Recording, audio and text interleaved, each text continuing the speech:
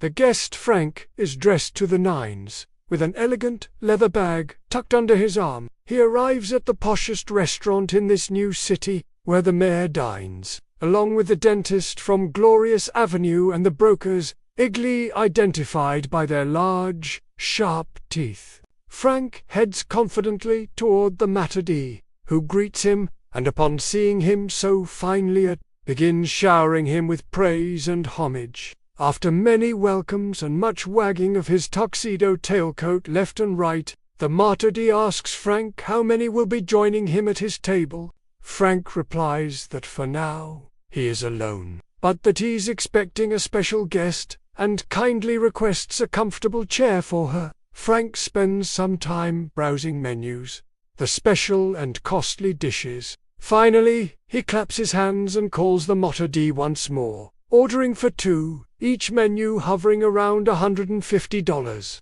He kindly requests to be served first, as his guest will be late. The maître d', delighted by such generosity, keeps wagging his tailcoat and withdraws without turning his back, like in front of a glorious emperor. Moments later, satin-gloved waiters arrive, bearing festooned plates, laying them down in accordance with Mr. Frank's appetite, all the way through to dessert. Frank devours it all with remarkable speed and enthusiasm. A lady, still wearing her hat, watches his enormous appetite and stretches in her chair, smiling. Then Frank pulls a small device from his bagger case. He opens with command, places its contents in the chair across from him, while the curious diners can't stop staring, even whispering rudely about the newcomer to the city. When the waiters, under the maître d's supervision, return with the appetizers for Frank's guest,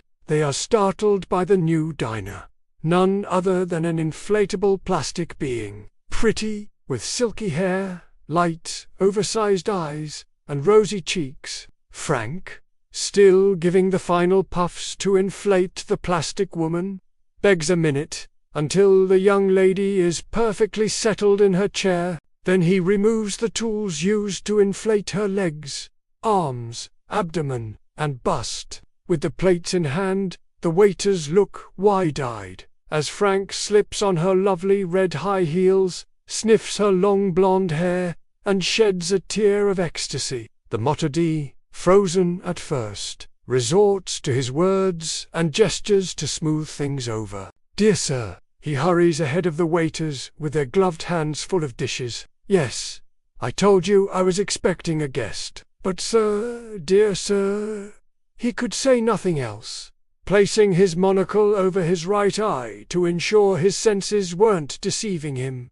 "Is there a problem, dear maître d'? But sir, please forgive me. One cannot allow the presence of oversized pets, or this being of exquisite proportions, yet sadly inappropriate for this venue and this occasion." Frank grows enraged, shouting in several languages, waving his arms in spirals, drawing attention from the other diners. Some begin to grab their coats, disturbed by the lack of decorum and courtesy. The maître d', red with shame and his mustache sparkling with anxiety, attempts to calm the guest, offering an alternative: to seat them in a private room, with more comfort and discretion for him and his companion. Still, Frank insists on his original request. He absolutely refuses to sit with a folding chair or any discomfort for his de-inflatable doll. At last, the maître d' is forced to deny him service, and informs him, with regret,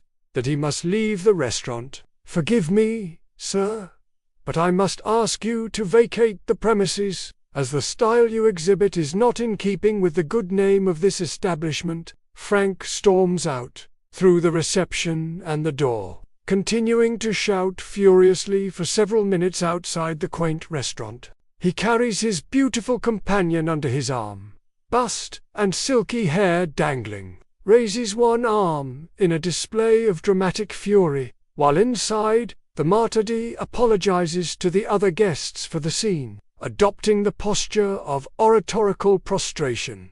Hips high, tailcoat points perfectly pressed, and forehead resting on the carpeted floor. Frank, filled with joy and satisfaction, stops shouting, smiles, pockets the bills he had set aside for this meal, and walks off happily.